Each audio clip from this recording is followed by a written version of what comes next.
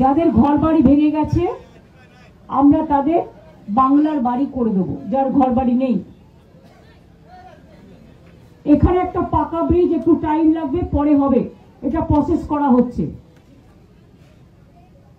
দুই হচ্ছে, খয়ের কাটা জায়গা আমায় বলল যে ওদের একটা প্রাইমারি স্কুল আছে, কিন্তু ওরা ফরেস্টের ভেতর দিয়ে যেতে পারে না ভয়ে, সেই জন্য ওদের একটা সেকেন্ডারি স্কুল করে দিলে ভালো হয়।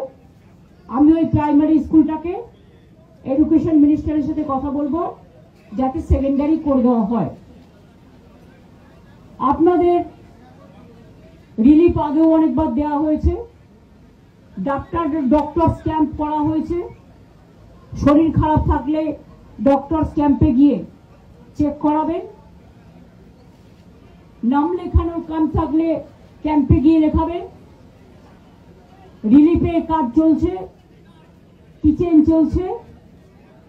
যতক্ষণ আপনারা এখানে থাকবেন, বাড়ি যেতে না পারবেন, বাড়ি থাকার মতো উপযুক্ত না হবে, ততদিন পর্যন্ত এই ক্যাম্প চলবে।